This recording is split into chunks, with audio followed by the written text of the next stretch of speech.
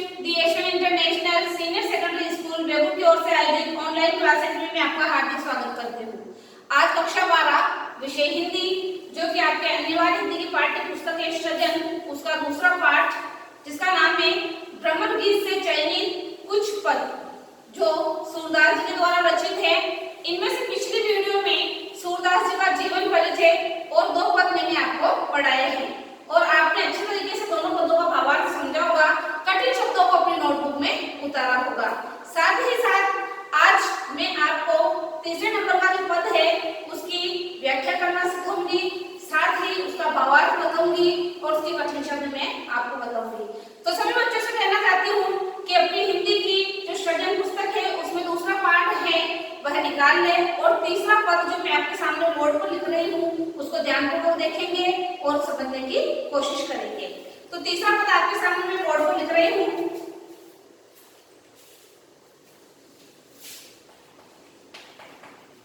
आप ध्यानपूर्वक इसको देखेंगे। मिलक जनी मानहु, मिलक जनी मानहु उधो प्यारे। जानहु मानहु ये जब शब्द आ जाते हैं तो वहां पर कौन सा अलंकार होता है? वहां पर वहां पर उत्प्रेक्षा अलंकार होता है।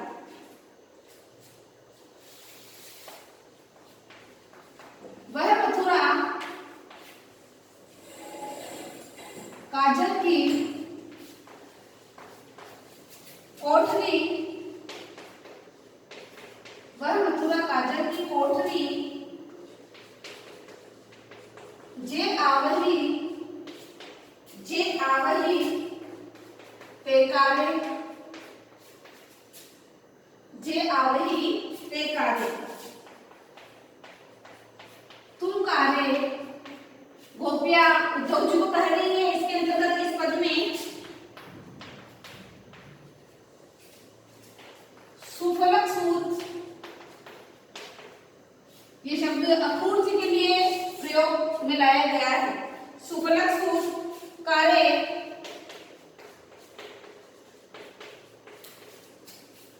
कारे मधुप बवाले, कारे मधुप भौरों के लिए कहा गया है, वो भी क्या है? काले हैं। तिनके संग, तिनके का अर्थ होता है तीनों के संग। अधिक उपजत, अधिक छवि उपजत, अधिक छवि उपजत। कमल ने, कमल के समान नेम किसके बताया गया है? यहाँ पर कमल के समान नेत्रों वाले श्री कृष्ण। कमल ने मणि आवे,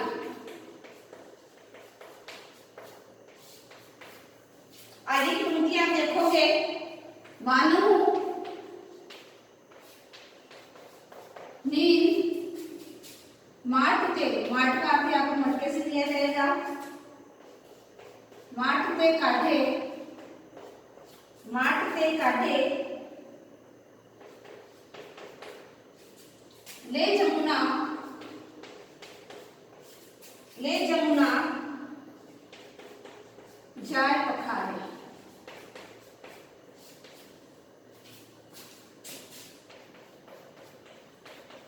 ताहुन श्याम भई कानंदी,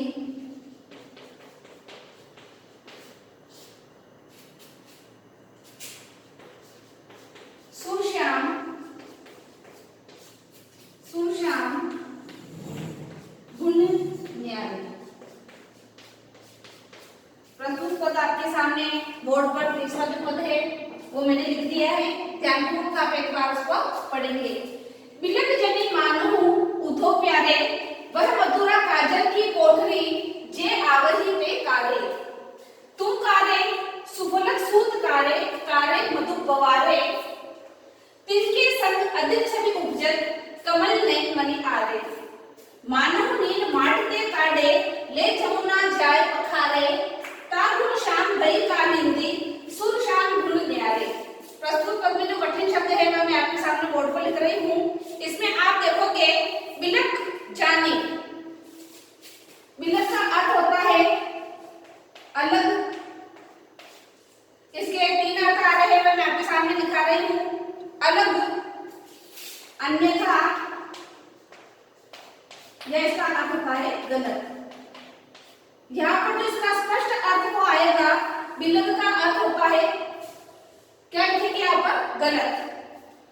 यमी का अर्थ यहाँ पर हो जाएगा मध्य।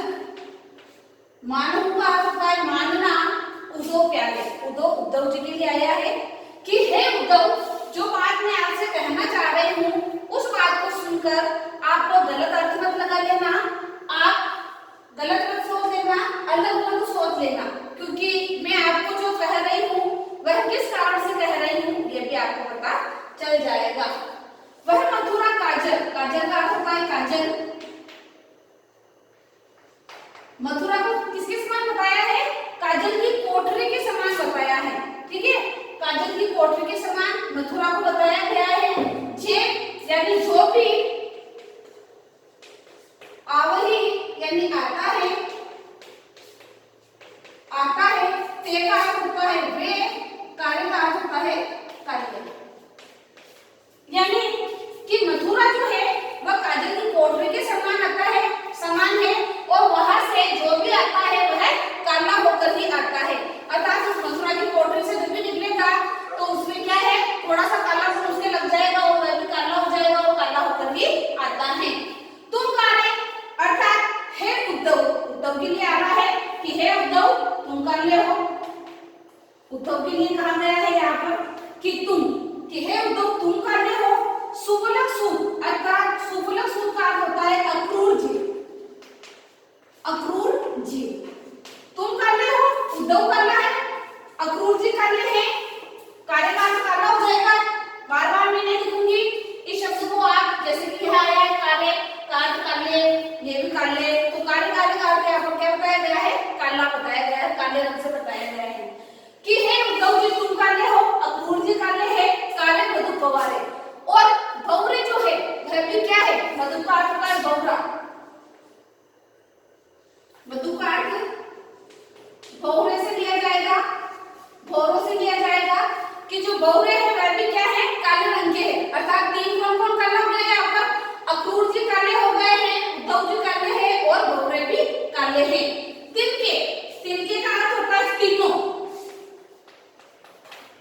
तीनों के संग अधिक छवि उपजत, यानी तुम जो तीन हो तुम्हारे तीनों के साथ सबसे अधिक छवि उपजत, अर्थात अच्छी लगती है। उपजत का अर्थ होता है अच्छी लगती है, शोभा पाती है।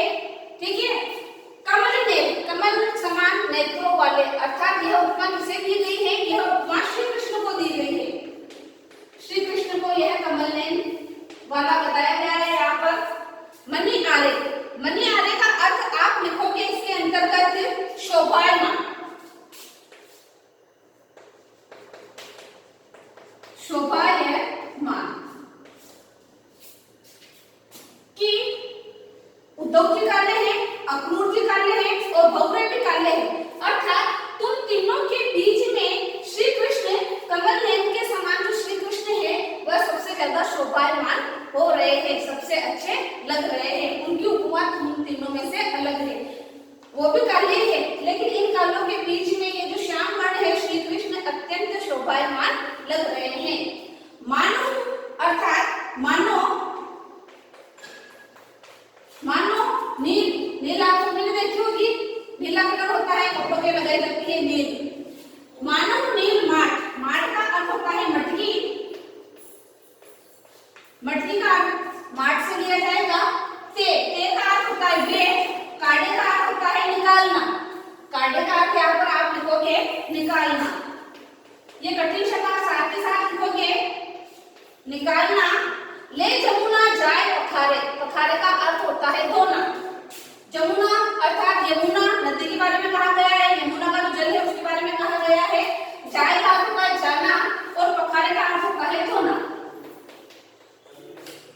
आप हमें इस प्रकार से लग रहे हैं जैसे कि आप सभी को जो नील का मटका होता है या नील की जो मटकी होती है उसमें से निकाल कर आपको किसमें धो दिया है? यमुना जी का जो जल है उसमें ले जाकर धो दिया है, जिसके कारण यमुना का जल भी क्या हो गया है? काला हो गया है। अर्थात उद्धव काले, अक्रूर जी काले, भौरे काले, और ऐसा लगता है कि तुम सबको शायद मथुरा में जो मटका है नील का भरा हुआ उसमें डुबो कर उससे निकाला गया है और फिर जाकर आपको यमुना जी के जल में डुबो दिया गया है, अर्थात वहां पर धो दिया गया है, जिसके कारण यमुना का जो पानी है वह भी क्या हो गया है? काला हो गया है। ताकि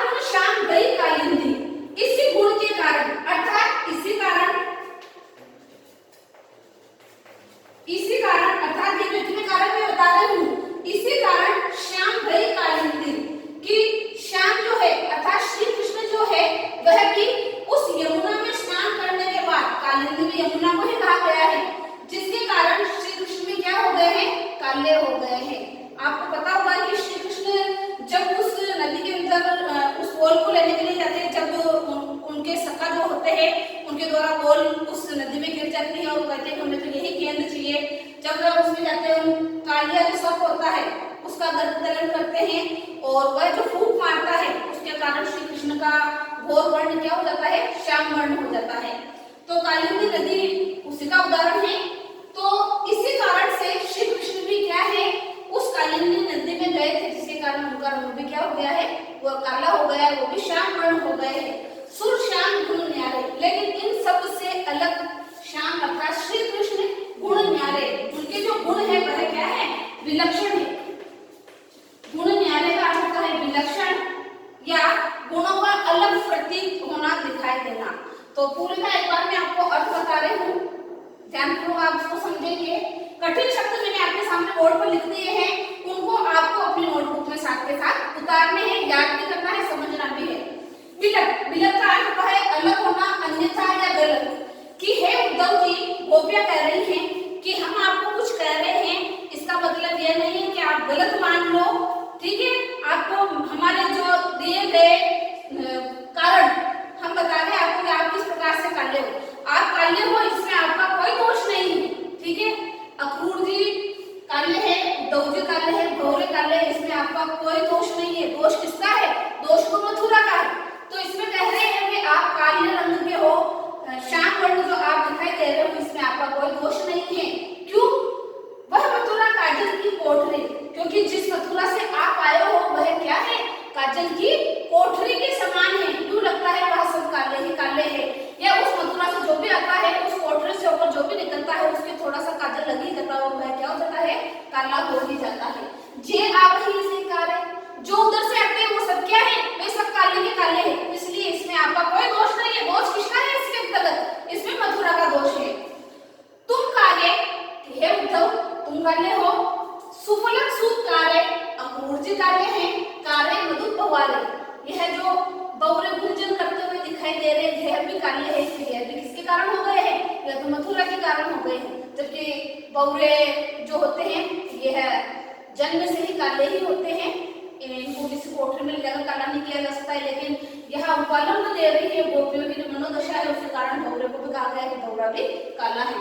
तिनके संग अधिक छवि उज्जवल, अर्थात यह जो तीनों काले हो तुम, तुम्हारे साथ सबसे अधिक छवि उपजल अच्छी लगती है, कमल में नहीं आ रहे, अर्थात श्री कृष्ण तुम तीनों के बीच में शोभायमान लगते हैं, उनकी शोभा चार चांद लगाती है तुम कालों के बीच में। तुम सब काले हो और वह श्याम वर्ण है। मानव नील माट में काढ़ले, ऐसा लगता है कि तुम सबको नील के मटके से निकाल कर जमुना जाए पखारे, जमुना जी के अंदर ले जाकर वहां डुबो दिया गया है, उसमें धो दिया गया है, जिसके कारण तुम्हारा जो श्याम वर्ण था वह उस पानी में चला गया और इसके कारण यमुना नदी भी क्या हो गई है, यमुना नदी भी काली हो गई है। तागुण श्याम भई कालिंदी, इसीलिए हमारे श्री कृष्ण भी उस कालिंदी में स्नान करने के पश्चात ही क्या हो गए हैं, वो भी काले हो गए हैं। सुर श्याम गुण न्यारे, लेकिन हमारे श्याम अर्थात हमारे जो श्री कृष्ण है उनके गुण सबसे अलग है, सबसे विलक्षण है, वो सबसे अलग प्रतीत होते हैं, सबसे अलग दिखाई देते हैं। तो यह जो पद आपके सामने था, इसमें गोपियां उद्धव जी को उपलम्ब देते हुए कह रही है कि आप तो रंग से भी काले हैं और मन से भी काले हैं, इसमें आपका कोई दोष नहीं है। दोष किसका है, मथुरा का दोष है। तो यह पद आपको अच्छी तरीके से समझ में आ गया होगा। यह तीसरे नंबर का पद था आपके पाठ्य पुस्तक में। अब चौथे नंबर का पद मैं आपके सामने बोर्ड पर लिख रही हूँ। इसी प्रकार कठिन शब्द बताऊंगी, आपको साथ के साथ लिखने हैं और भावार्थ में समझाती हूँ, वैसे आपको समझना है।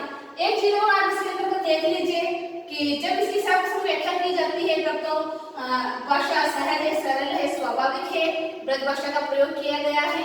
प्रस्तुत पद में गोपियों के द्वारा उद्धव को उपलम्ब दिया जा रहा है और प्रस्तुत पद में किसी के रूप को दृष्टिगत न रखकर इसमें मथुरा को ही दोष दिया जा रहा है कि मथुरा ही काली है इसलिए सब काले हो गए हैं।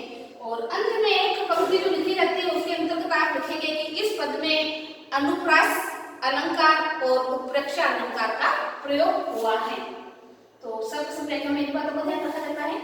आगे जो चौथा पद है आपके सामने मैं बोर्ड पर लिख रही हूँ, ध्यानपूर्वक आप उसको देखेंगे, यह आपको समझ में आ गया होगा। अगला जो पद है वह और आपके सामने लिख रही हूँ मैं। सूरदास जी के द्वारा रचित पद ब्रज भाषा का प्रयोग किया गया है। अगला पद आप देखेंगे आपके सामने मैं लिख रही हूँ, चौथे नंबर का पद।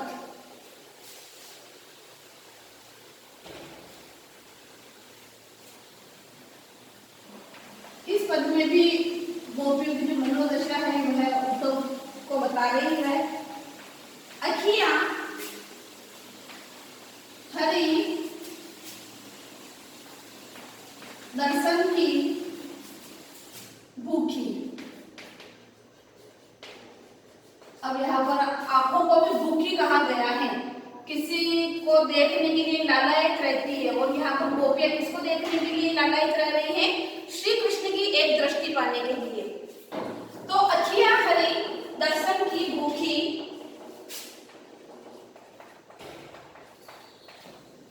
कैसे रहे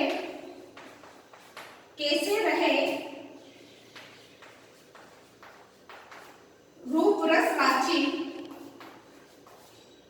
कैसे रहे रूप रस राची। ये बतियां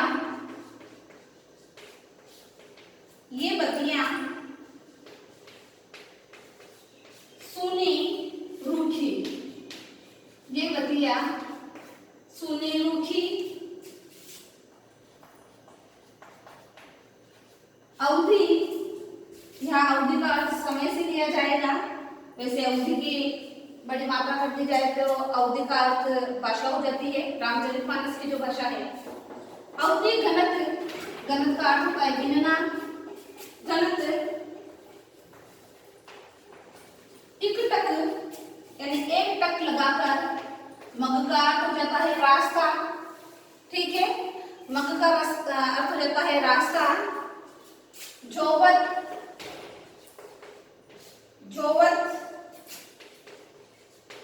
तब साथ का साथ आप इसको देखेंगे, जोवत तब एती नहीं झुकी। किस प्रकार से अपनी मनोदशा का वर्णन है ये मैं आपको भी बताऊंगी। नहीं झुकी,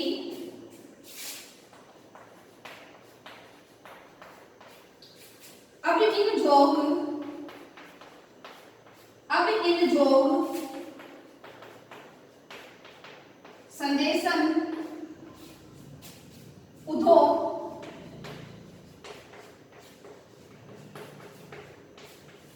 अति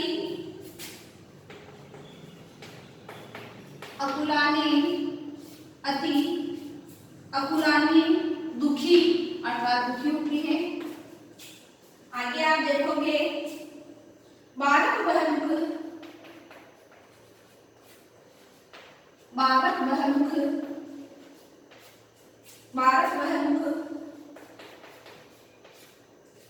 फेर दिखाओ, बारक बहमुख फेर दिखाओ।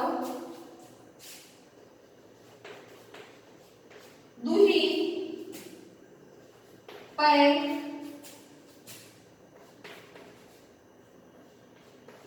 पीवत पतूखी,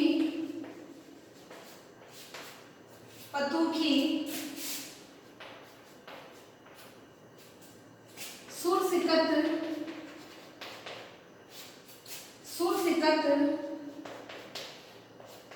हटी नाव यानी हट पूर्वक नाव चलाना, किसमें? रेत राशि में। नाव हमेशा पानी में चलती है, लेकिन यहाँ जो बताया गया उसके बारे में आपको बताती हूँ। चलायो, ये सरिता है सूखी, ये सरिता है सूखी। प्रस्तुत पद सूरदास जी के द्वारा रचित है, आपके पाठ्य पुस्तक प्रबंध गीत से कुछ चयनित पद, जिसमें चौथे नंबर का यह पद है, इसमें किस प्रकार से उद्धव जी के समक्ष गोपियां अपनी मनोदशा का वर्णन कर रही है, यह इसके अंतर्गत बताया गया है। तो कठिन शब्द जो मैं आपको लिखूंगी, आपको साथ के साथ लिखने हैं। आगे आप देखोगे कि अखियां हरि दर्शन की भूखी, अखियां अर्थात नेत्रों के लिए, लोचन के लिए, आंखों के लिए कहा गया है कि गोपियां कह रही हैं कि हमारी जो आंखें हैं हरि दर्शन, दर्शन का अर्थ हो जाता है दर्शन, हरि का अर्थ यहाँ हो जाएगा श्री कृष्ण की भूखी, अर्थात भूखी का अर्थ होता है कि नेत्रों को उनको देखने की लालसा अत्यधिक प्रबल हो चुकी है। अर्थात हमारी जो आंखें हैं वह श्री कृष्ण के रूप को देखने के लिए लालायित रहती है, हमारे अंदर भूख है उनको देखने की, अर्थात आंखों में एक लालसा भरी हुई है। कैसे रहे रूप रस राखी, कि हमारा जो मन है वह श्री कृष्ण को देखकर ही उसकी भूख मिटेगी। तो कैसे रहे रूप रस राखी, रूप रस का अर्थ होता है इसमें उनके रूप रंग में डूबी हुई, रूप रंग में डूबी हुई हमारी जो आंखें हैं यह उनके रूप रंग में डूबी हुई हैं। अब यह कैसे रहे, ये बतिया सुनती रूखी, ये बतिया अर्थात हमारी जो आंखें हैं यह बातें करती है श्री कृष्ण को देखकर, तो अब ये उनके बिना कैसे रहे, ये तो उनके बिना क्या हो गई है, बिल्कुल रूठी हो गई है, बिल्कुल सुनसान हो गई है, अर्थात इसमें किसी भी प्रकार की कोई जान नहीं बची है। आंखें हैं लेकिन उनमें किसी भी प्रकार की कोई हलचल नहीं हो रही है, क्योंकि हमारी जो आंखें हैं वह श्री कृष्ण के रूप रंग में डूबी हुई है। इसके अलावा इन आंखों के द्वारा और कोई सा भी कार्य नहीं किया जा रहा है। आगे आप देखोगे अवधि, अवधि का अर्थ होता है समय, घनत्व का अर्थ होता है गिनना, टिक टक यानी टकटकी लगाकर एक ही स्थान पर, एक ही जगह पर, उस रास्ते पर, टकटकी, एक टक यानी एक ही नजर, मग यानी रास्ता, जोवत यानी बाट जो होती है, बाट जो होती है, तब एती यानी तब एती का अर्थ होता है इतना या इतनी नहीं झूठी, तब इतनी नहीं दुखी हुई थी। कौन नहीं हुई थी, हमारी आंखें। झुकी का अर्थ क्या लिखेंगे, पछताई हुई या दुखी, झुकी को आप लिखोगे पछताई हुई या दुखी। अर्थात जब से श्री कृष्ण यहाँ से गए हैं तब से उस रास्ते पर हम टकटकी लगाकर काफी समय से उस श्री कृष्ण की बाट जो रही है, अर्थात उस दिन से भी हमारी आंखें ना तो इतनी पछताई हुई है और ना ही इतनी दुखी हुई है।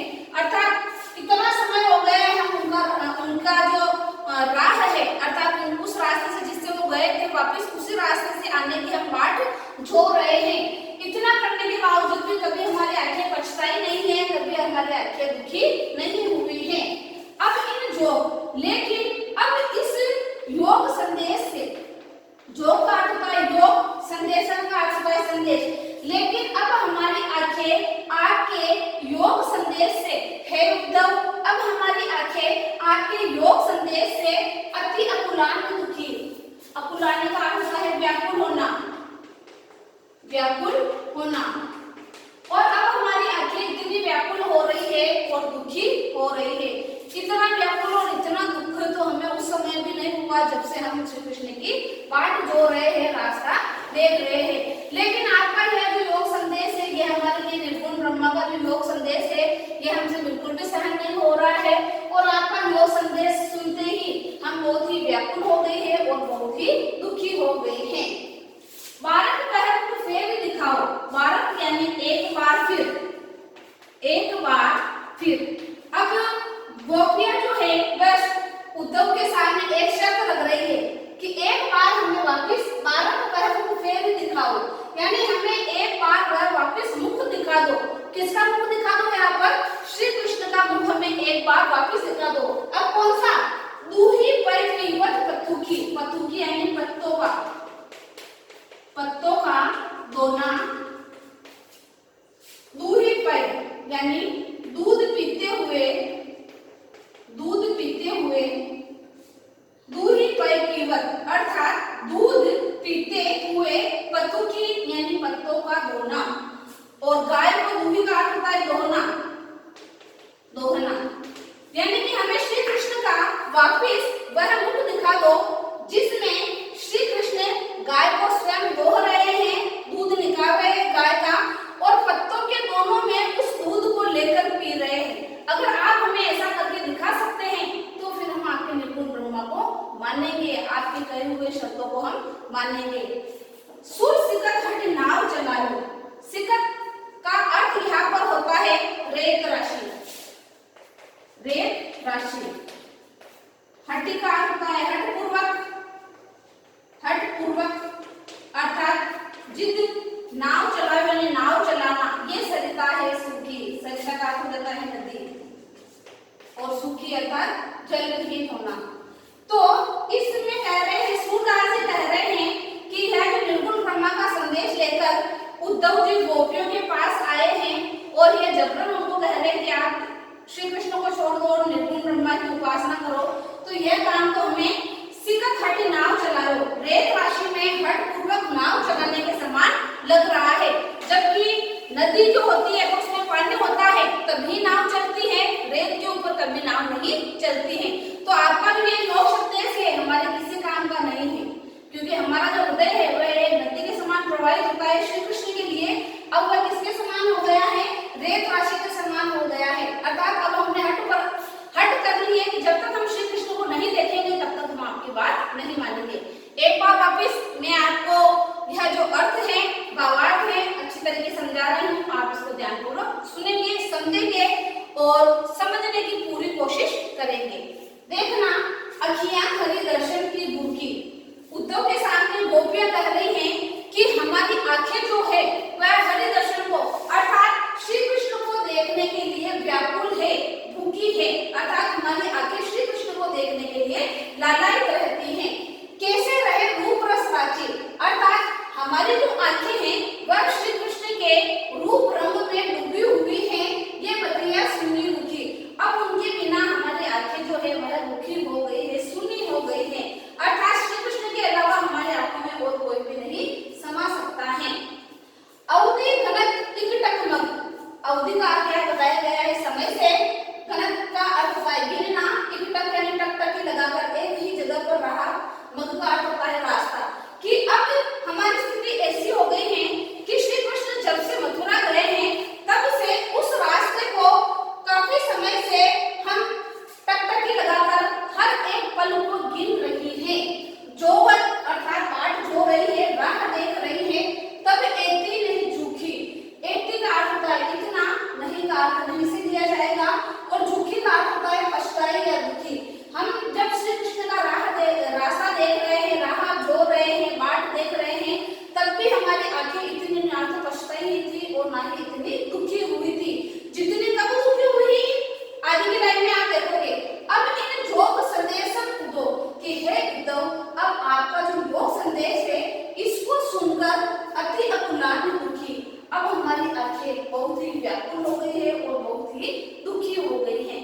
अर्थात इतने समय तक हमने श्री कृष्ण का रास्ता जो देखा है, उस एक ही टकटकी लगाकर उस रास्ते को देखते गए हैं, फिर भी हमारी आंखें ना तो कभी पछताई थी और ना ही कभी दुखी हुई थी, व्याकुल हुई थी। लेकिन अब आपके योग संदेश को सुनने के बाद हमारी स्थिति ऐसी हो गई है कि हमारी आंखें व्याकुल हो गई है और अब यह दुखने लगी है। अब हम बहुत ही पश्चाताप कर रहे हैं कि आपसे हमने योग संदेश क्यों सुना है। 12 को कहें फेर दिखाओ, अगर आप हमें निर्गुण ब्रह्मा का संदेश देने ही आए हैं तो एक बार हमारा भी आप थोड़ा सा काम करके देखिए। अब क्या कर रही है, एक बार क्या शर्त रख रही है उद्धव के सामने, 12 की बहन को फेर दिखाओ कि एक बार आप वापस हमें श्री कृष्ण का वह चेहरा दिखा दो, वह मुखड़ा दिखा दो, दूही पर कीमत पतू की, जिसमें कि श्री कृष्ण